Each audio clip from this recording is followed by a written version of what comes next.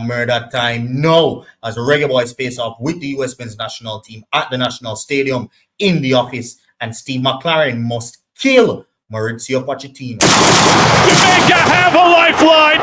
How about this? Big up Gunnaz, I hear that. Don't know something that Gunnaz may say, but big up Gunnaz. If you are new here, welcome to the Gunnaz YouTube channel where I cover everything high profile about Reggae Boyz football. And in this video, I will be previewing the first leg of the quarterfinal in the Nations League that sees Jamaica play against America in the National Stadium. Now, if you like the setup, the energy, and everything about this video going forward, and you're also new here, just go ahead right now and hit that fat subscribe button and smash the notification bell so that you can be notified whenever I do post videos. And also, if you are a returning viewer, if you know what Gunnaz is about and you are returning to the channel, just remember every single video that we do must get to 100 likes. So I put that onus on you guys to get this video to 100 likes. So just go ahead right now and smash that like button. So there have been a whole lot of talking points leading up to this game, which I will cover in this video. I will also give my predicted 11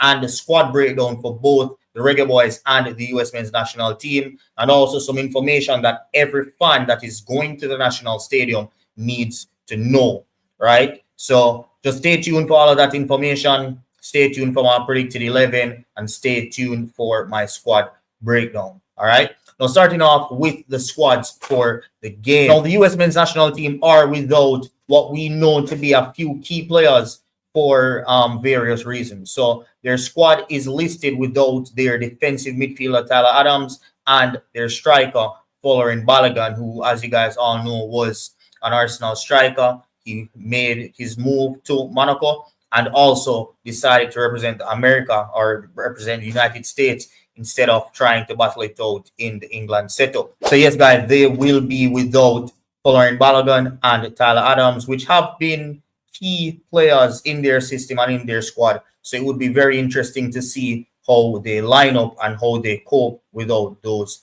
two players. Now, just to go through the USMNT national team list that will face the Reggae Boyz, they have brought 4 goalkeepers: Diego Cochin, Patrick Schultz, Jack Steffen, and Matt Turner. Now, out of all of those 4, I think I could safely say that Matt Turner, well, not even safely, I think the number one choice would be anywhere between Matt Turner and Zach Steffen. Matt Turner, as you guys know, was once Manchester City's backup goalkeeper, and Matt Turner was also Arsenal's backup goalkeeper.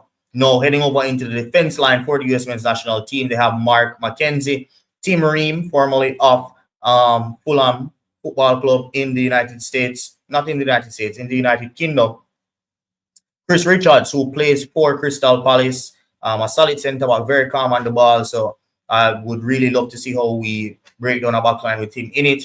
Anthony Robinson, who you guys all know is also a Fulham Football Club player.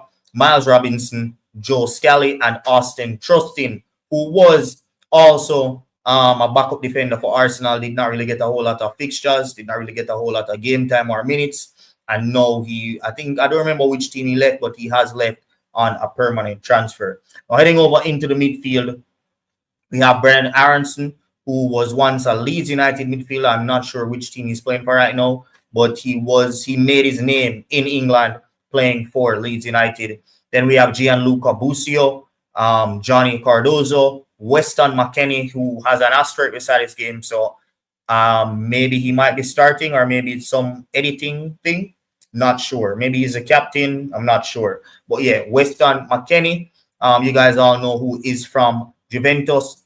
Aidan Morris, Yunus Musa, who is playing brilliantly for AC Milan right now in the Serie A. He was instrumental, and for me, he was a man of the match in that victory where AC Milan beat Real Madrid just the other day at the Bernabeu, right?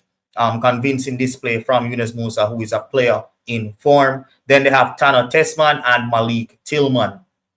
Now, heading over into the forward line, they have Kate Cowell, Ricardo Pepe, as you guys should know well, Christian Pulisic, who is a danger man, Brandon Vasquez, Tim Weah, and Alejandro Zendejas. And also a very key thing to note as well, normally they would have a front three of Christian Pulisic on the left, Tim Weah on the right, and Ricardo Pepi in the middle, or Balogun in the middle. There's no Balogun. Pepi more than likely will start, but a very key thing as well is that Tim Weah has a yellow card suspension, so he will not be playing in that first game, which is very, very good news for the Reggae Boyz. So yeah, their forward line is a bit depleted, their midfield is a bit depleted. So I think Jamaica can really go there, get physical, and try to bully them with the support of this or of the fans. Now, heading over into the Reggae Boyz squad, as you guys all know it already, I'm not going to waste time and go through individually or a whole lot. You know, we have Andre Blake, Jamali Waite, and Shaquan Davis in goal. Dexter Lembikisa, Tavon Gray, Damian Lowe, Mason Holgate, Ethan Pinnock, who might miss the first game due to injury. Richard King, Deshaun Bernard, Amari Bell is back from his injury and is expected to start that game, and Gregory Lay. Now, heading over into the midfield, we have Joel Latiba there, Isaac Hayden, Karai Anderson, Casey Palmer, and Tariq McGee. And as you guys all know, every time when I look at this midfield for this squad and I do not see John Russell's name, I really want to tear up the squad list. He is Jamaica's most unformed player, and yet still he was not selected. Karai Anderson is not playing well, lackluster performances for both club and country, yet still he is in the team. But that's behind us. Hopefully, if he plays, he can give us something, which I will talk about more in our starting or predicted starting 11. Now, heading over into the forward line, Leon Bailey, the man who they call the general of the team, is back. Kahim Dixon, Shamar Nicholson is also back after asking to be excluded from the last window so that he could find form. He was excluded. He did find form, and he is expected to start with Mikel Antonio, who was called up, now going to be out because of a yellow card suspension. So Shamar Nicholson will get his chance to prove that he should be playing in that second game at the United States. So, yeah, we have Leon Bailey, Kahim Dixon, Shamar Nicholson, Romario Williams, Demarai Gray, who needs to step up his game. He will have Leon Bailey to share some of that burden with on the wing.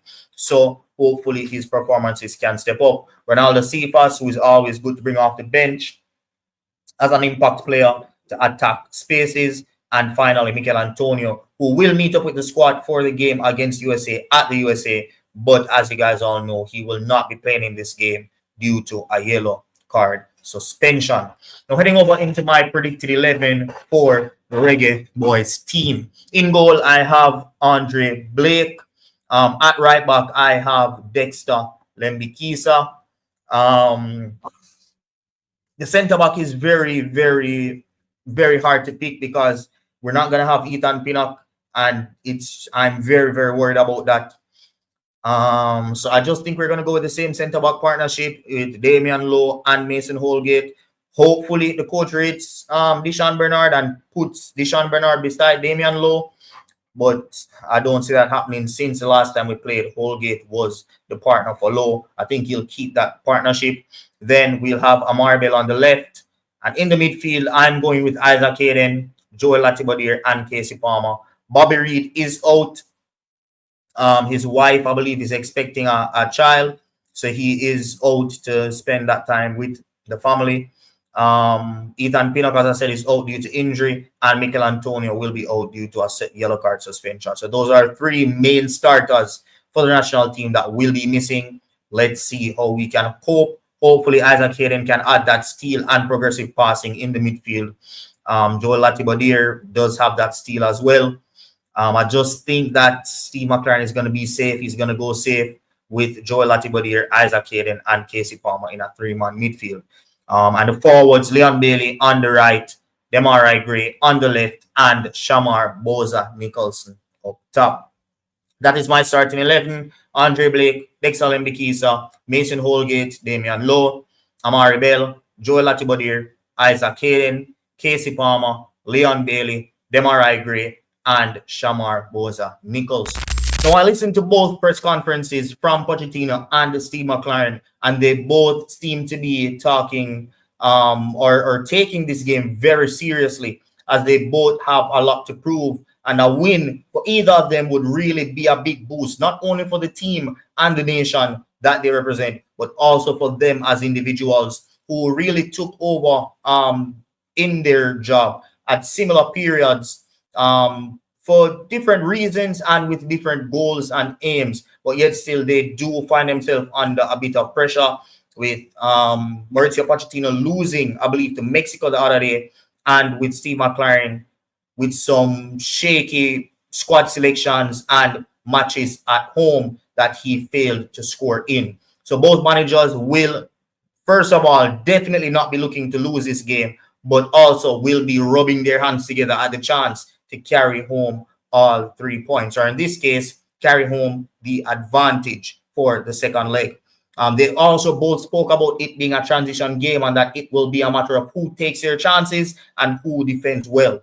So I hope the crowd at the National Stadium is going to make it a very, very hostile environment for the Americans, no matter the scoreline. Even if them score first, get behind the team. At the end of the day, when the match done, and they can cuss nobody, and they can this up, this up. But while the team is playing, the first 45 and the second 45, we could support them, give them all, build a vibes in the stadium like I want party where I go and support this team.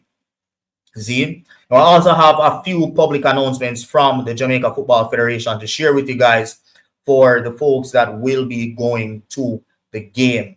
Now, the first one that I want to share is the security advisory. So the Jamaica Football Federation is letting you guys know that no bottles, banners, place cards, and no pointed instruments, including umbrellas, will be allowed to the National Stadium during the Reggae Boyz versus USA Nations League quarterfinal later today. The next notice that I want to give you guys is that the video assistant referee will be available at the National Stadium. Now, the last time that happened, not the last, the first and the last time that happened was last year when we played Canada in that quarterfinal game, and Jamaica actually benefited from a video assistant referee decision in a goal that we scored. I believe it was for the equalizer. So hopefully the same thing can happen again, where VAR can come in to really help the national team, because as you guys all know, they always have these Spanish referees who fight out Jamaican. For whatever reason, those Spanish referees always a fight out Jamaica. I don't know if it's a thing with race, them like black people, but them always a fight out my country. So hopefully video assistant referee can be there. The match will be streamed on Concacaf, I believe, as usual. So those who are watching it at home, if you have a VPN, just connect up your VPN to USA, and you should be able to watch that match on Concacaf's YouTube channel. And the last public announcement is the parking advisory. Now, them one here for the rich people, them. Obviously, well, people not gonna buy VIP tickets, but this is for the rich people, and we buy VIP tickets for the $66 US. If you do not have VIP parking pass, you will not be allowed to park in the VIP parking section, even if you have a VIP tickets. Now, to me, I call that bullshit, but that's a rich people problem. So when I'm rich, I'm gonna start buy VIP tickets, then we'll take that up on my head. But for whoever I buy VIP tickets, or if you're saving money because you just want to feel how VIP feel, just remember that you need a parking pass in order to park it at the VIP section. But yeah, guys, that's it for this video. That was a preview for the Jamaica versus US men's national team first leg quarterfinal game at the National Stadium. I hope every single body will watch this video in Jamaica gets to the National Stadium, supports the boys, and we can bust off them boy head top. Thank you guys for watching, and I'll see you next time. Peace. Jamaica have a lifeline. How about this? Big up Gunnaz, I hear that. Don't know some of the Gunnaz, but say, but big up Gunnaz.